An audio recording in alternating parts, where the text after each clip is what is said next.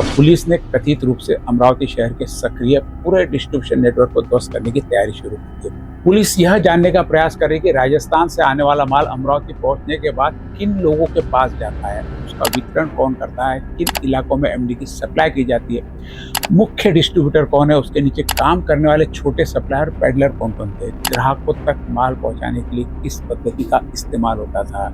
इसके लिए social media के अकाउंट भी पूरी तरह से चेक किए जा रहे हैं और इस नेटवर्क में शहर के कौन कौन से लोग शामिल हो सकते हैं। पुलिस सूत्रों के अनुसार जांच के अमरावती के शहर के कुछ बड़े नाम सामने आने की संभावना से भी इनकार नहीं किया जा सकता। हालांकि जांच पूरी होने और ठोस प्रमाण आने से पहले किसी भी व्यक्ति को दोषी नहीं माना जा सकता। चाहे किसी भी ठिकाने पर छिपे हो, एक एक कड़ी खंगाली जाएगी। राजापेट पुलिस ने कथित रूप से यह ठान लिया कि केवल एमडी की खेप पकड़कर राजस्थान से एक आरोपी को गिरफ्तार कर इस कार्रवाई को समाप्त नहीं किया जा सकता। सप्लाई चेन से लेकर डिस्ट्रीब्यूटर और सड़क स्तर पर माल पहुंचाने वाले पेडलर तक हर कड़ी की बारीकी से जांच किया जाएगी। कौन किसके संपर्क में था, किसने कितनी बार माल मंगाया, मोबाइल पर फोन पर किससे बातचीत हुई, पैसे का भुगतान नगद हुआ या किसी अन्य माध्यम से, कौन सी गाड़ियों और रास्तों का इस्तेमाल किया गया, किन होटलों अथवा ठिकानों पर मुलाकातें हुई। पुलिस अब इन सभी पहलुओं को खंगालने की तैयारी में है। पुलिस का दावा है कि एक एक कड़ी जोड़कर अमरावती में सक्रिय एमडीए कारोबार की चैन को पूरी तरह ध्वस्त करने का प्रयास किया जाएगा। क्या अमरावती केवल एक मंजिल थी? इस पूरे प्रकरण का सबसे बड़ा सवाल अब भी बाकी है। क्या राजस्थान से एमडी केवल अमरावती भेजी जा रही थी या फिर वहां से देश के अलग अलग राज्यों में नशीले पदार्थों की सप्लाई की जाती है? पकड़ा गया साहिल मेरा कथित रूप से स्थानीय नेटवर्क की कड़ी हो सकता है। राजस्थान से पकड़ा गया राम निवास कथित रूप से डिलीवरी नेटवर्क का हिस्सा हो सकता है, लेकिन इसके पीछे मौजूद मुख्य सप्लायर के पास पूरे नेटवर्क का राज हो सकता है। माल कहां से आता था, किससे खरीदा जाता था, कौन उसे अलग अलग राज्यों तक पहुंचाता था, इस नेटवर्क में कितने लोग जुड़े हुए और यह कारोबार कितने शहरों तक फैला है।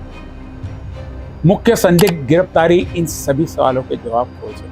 पहली रेड और आगे की जांच में यही अंतर है। अमरावती की पहली रेड में पुलिस ने आरोपी को पकड़ा, 277 ग्राम एमडी जब्ती, कार और मोबाइल फोन हिस्से कब्जे में लिया।